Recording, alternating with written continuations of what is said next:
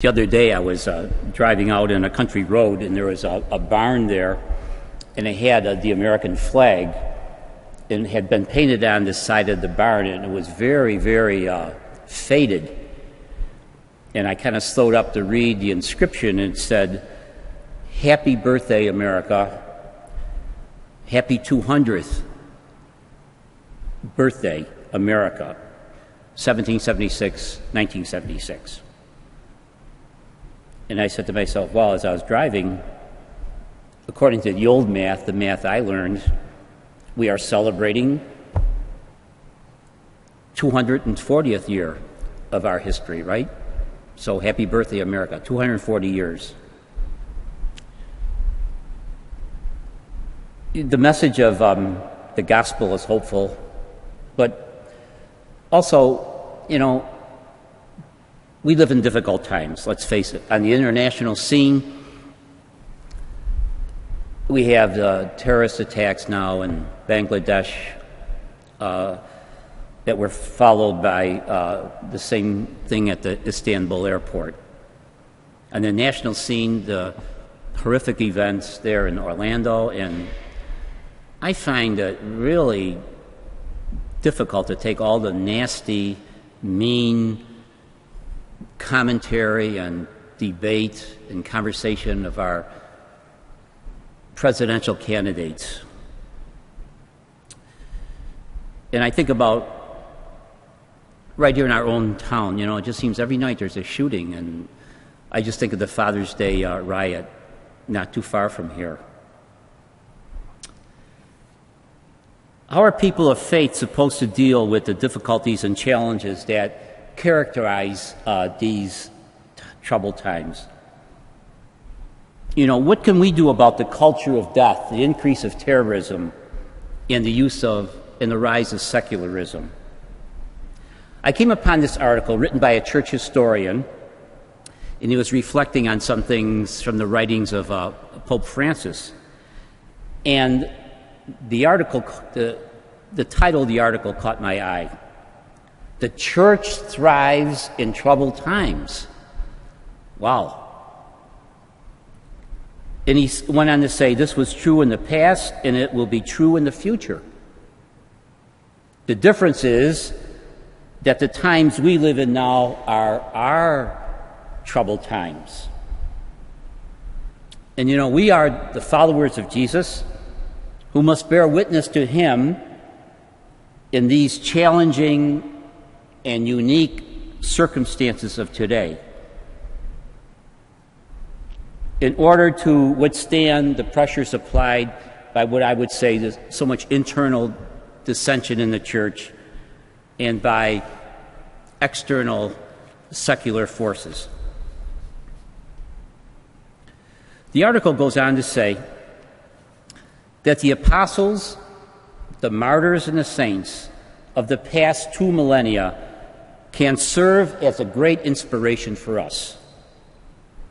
And we believe they can actually assist us with their intercessory prayers.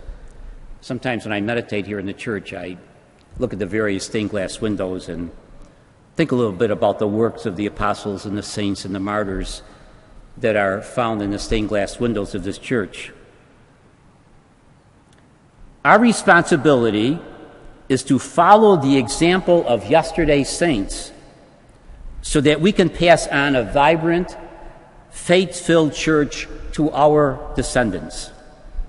We are the ones now who have to stand up for what we believe against the powers and the principalities of the 21st century. As our Pope says, this is no time for passive or part-time Christianity. What can we do? The Pope gives us an answer. He says we can do what Christians have always done. I found this very hopeful. He says we can pray. In fact, we can increase the frequency of our prayer, the fervor of our prayer. We can attend Mass more often. We can participate in the sacraments, especially the sacrament of reconciliation, more often. He said we can read the Scriptures and study the Scriptures, and, so many people in our parish are doing that. We can feed the hungry. I know so many of you are doing that. Every week I see the baskets and the various bags filled with food. We can clothe the naked. By that, I know so many of you in your own way are already working to improve the quality of life around you. Minister to the sick. How many people of you right here, I know, are taking care of the sick, the imprisoned, the homebound in some way? The Pope says, try to engage yourself in your parish, the life of the parish. I look at you, you're here, you're involved, I feel so supported. The Pope says, these are the apostolic works employed by the saints and martyrs in every age, and they are equally valid strategies at our disposal as the 21st century missionary disciples called to grow the church and prepare the church for Christ's return in glory at the end of time. I found this so hopeful, because the Pope tells us, what we can do. That, each one of us has to take care of our little part of the world, in a sense, our little corner. But, not one of us can save the world by ourselves. Our job is to make salvation visible right where we are, right where we live. In working together, we can be very strong in affirming the culture of life over and against all the forces of death and destruction. Do you notice in today's gospel, after Jesus instructed his disciples over and over again, he finally sends them out. And he doesn't say, let's build a retreat house right here in Garden of Gethsemane. He doesn't say, let's build a shrine right by Jacob's well. People can come here for spiritual direction and prayer. No, he tells them, get out in that world. The harvest is great. Get out there. Minister to the sick, the homebound, the lonely, the people who need healing, especially healing.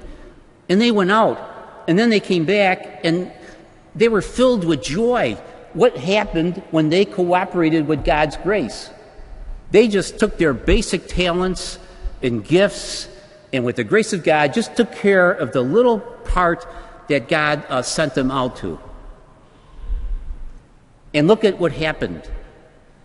And they were so happy and enthused, because the world began to change because of God's grace working in them. That's the hopeful message today. You and I can't save the whole world, but we can make a great difference. We can be Christ for others. And the Pope has the vision for us that because of our goodness, because of our faith, because of the grace, because of the gifts we have, because of our call from God, we can make the church not only survive, but actually thrive. That's the great vision of our Holy Father. That was the vision of Jesus in today's gospel. Let's take our call serious. Let's go out and carry Christ with a grateful heart, a kind heart, a joyful heart. It's the only hope the world has.